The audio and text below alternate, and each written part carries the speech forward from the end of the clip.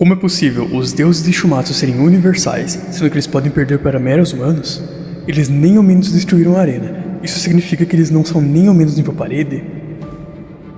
Todas as citações são falsas, por conta da falta de efeitos dos personagens. Muitos têm dúvidas em relação a essas questões, e eu vou explicar isso e mais argumentos que entram nesse assunto. Então, garanto que vocês vão entender melhor a respeito de muitos assuntos sobre o nível e poder dessa obra. Caso goste do vídeo, peço que deixe o like, se inscreva no canal e ative o sininho, e isso ajuda muito no engajamento do vídeo. Caso queira apoiar mais ainda, você pode assinar membro por apenas R$5, recebendo diversos benefícios como acesso aos vídeos antecipados, uso de emoji nos comentários e prioridade de resposta. Dito isso, vamos ao vídeo.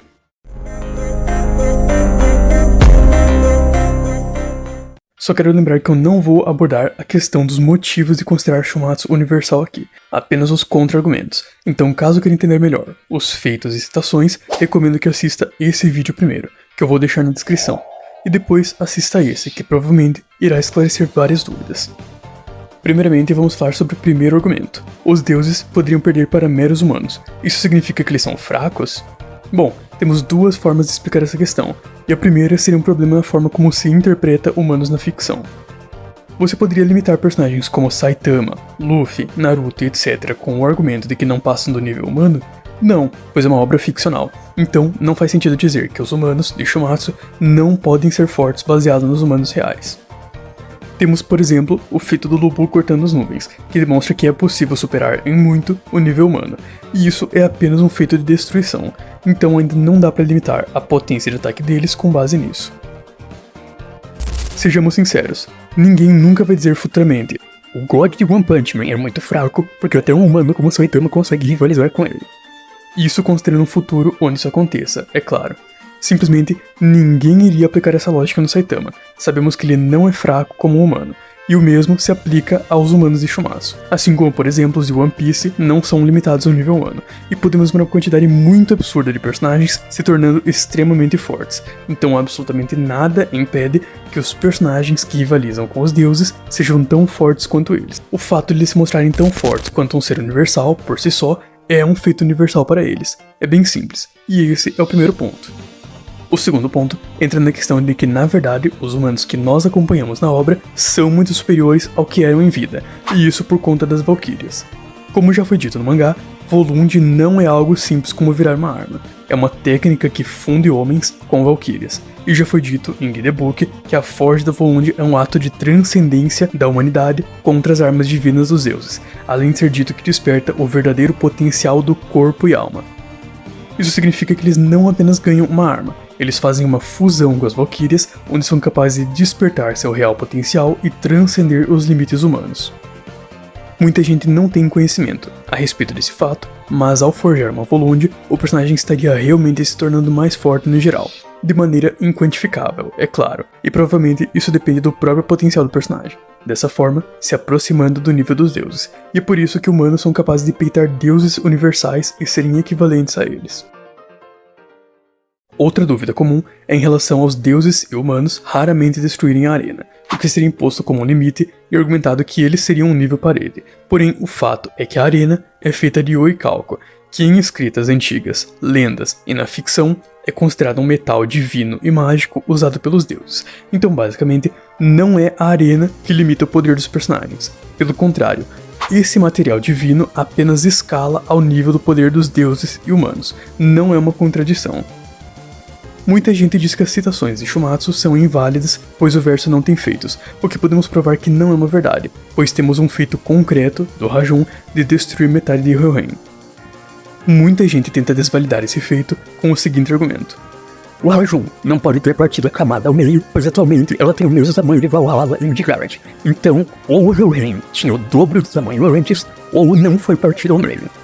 O problema é que esse argumento não faz o menor sentido. É basicamente uma falácia de falsa dicotomia, pois considera apenas duas opções quando existem várias. E principalmente isso considera que necessariamente Rajun teria apagado o próprio espaço da camada, e não destruído apenas metade da matéria que é contida nela, o que seria uma interpretação bem forçada e que não faz muito sentido. Quando falamos de destruir um universo, geralmente estamos falando apenas da matéria e energia que é contida nele, e não do próprio espaço-tempo que ele possui. Estudando sobre esse kanji, que é usado na frase do Rajun a respeito de destruir metade de Ryohen, ele é formado por Tsushi, que significa solo ou chão, implicando que a ação de destruir geralmente impacta o mundo físico, e Kai, que sugere uma sensação de totalidade, implicando destruição total. Lembrando que isso não sou eu que estou falando, é apenas uma informação que explica a etimologia do kanji para entender seu significado. E no exemplo, tanto do uso na linguagem cotidiana quanto o uso metafórico retratam uma destruição ao menos substantiva e relevante em relação ao objeto observado, demonstrando o uso mais comum do kanji, implicando que, por padrão, podemos considerar que Rajun estaria no mínimo afetando significativamente metade de Ryohen, já que essa seria a interpretação mais intuitiva, visto o significado do kanji, e não tem nenhum contexto indo contra isso. Resumindo, o Rajun destruiu metade de Ryohen, e isso é um feito, não uma citação. Ele já realizou isso, mas ele não partiu a camada ao meio destruindo o próprio espaço. É muito mais lógico que ele apenas destruiu a matéria contida nela. Então a camada, logicamente, se mantém com o mesmo tamanho, porém metade da matéria teria no mínimo sido afetada significativamente e ele teria causado uma destruição substancial, restando resquícios, fragmentos, matéria destruída ou mesmo apenas o vácuo nessa metade do universo. E se vocês já assistiram ao meu outro vídeo onde eu explico o cálculo no debate, a baseline mínima de universal se baseia na destruição de um pulsar binário com a lei do inverso do quadrado, que já é um valor bem baixo de matéria sendo destruída por si só. Então, como ele estaria destruindo metade de Ryohen, basta dividir esse valor por 2 e pelo tempo que levou à destruição. Eu nem vou fazer o cálculo novamente nesse vídeo, porque não tem muita necessidade, mas daria multigaláxia. Dessa forma, não faz muito sentido dizer que são apenas citações hiperbólicas e não existem feitos, já que literalmente existe esse feito do Rajun destruindo metade de uma camada universal. Apesar disso, esse argumento de tentar desvalidar citações por conta da falta de feitos é bem ilógico. Muita gente até chega a chamar as citações de falácia sem realmente entender o significado de uma falácia, pois o que é falacioso seria justamente negar uma afirmação com base na falta da existência de um feito, o que se encaixa na falácia de negação do antecedente, que é basicamente utilizar uma condição suficiente como se fosse necessária. Colocando na estrutura, o argumento seria: se um personagem destrói o universo, ele é universal. Ele não destruiu, logo ele não é universal. Eu sei que pode ficar um pouco difícil de entender o porquê isso ser uma falácia só ouvindo a estrutura, mas podemos pegar um exemplo melhor de entender. Se uma faca estiver muito afiada, ela vai causar um corte. Ela não está muito afiada, logo ela não vai cortar nada. Acho que dá para entender o porquê essa afirmação é ilógica. A faca não estar muito afiada não impede necessariamente ela de cortar. Basicamente, estar muito afiada é uma condição suficiente para cortar, mas não é necessária. A faca pode cortar estando com uma afiação mais comum ou baixa, apesar de com mais dificuldade. Da mesma forma, no caso de Shumatsu, seria possível ser universal criando ou destruindo um universo, mas também seria possível sem necessariamente realizar esses feitos e apenas possuindo a capacidade, ou seja, ter um feito é uma condição que tornaria universal, mas não é obrigatório, e uma citação também é uma condição suficiente. Para desvalidar, a única forma seria realmente provar que a afirmação é falsa, e não apenas dizer que é falsa porque não aconteceu. Eu sei que isso acaba sendo difícil de entender. Algum tempo atrás, eu expliquei sobre isso e muita gente comentou que, independente da minha explicação, uma fala sem feitos é uma falácia. Mas não é. Basta você estudar sobre todas as falácias lógicas e isso não se encaixa como nada. E realmente tentar desvalidar isso com base na inexistência de feitos é uma negação do antecedente. Da mesma forma que dizer que só vai acertar que um personagem universal se apresentar feitos seria um moving the goalposts, que se trata de dificultar ou impossibilitar uma forma de provar algo, trazendo a necessidade de uma prova difícil demais para ser cumprida. Basicamente, uma forma de mudar as regras do jogo. Agora eu só quero esclarecer melhor a respeito das 3 camadas. Algumas pessoas acham que Midgard se refere apenas ao planeta Terra por conta dessa scan, que cita como mundo terreno, mas na verdade mundo terreno significa o mundo material, uma expressão que é uma oposição ao mundo espiritual, e não se refere ao planeta Terra. A questão é que vemos claramente um universo em Midgard, tendo a Via Láctea e etc. E só existem esses 3 planos, ou seja, necessariamente esse universo pertence a algum lugar. Não tem como simplesmente o universo estar em um lugar que não existe, e é impossível estar em outra camada.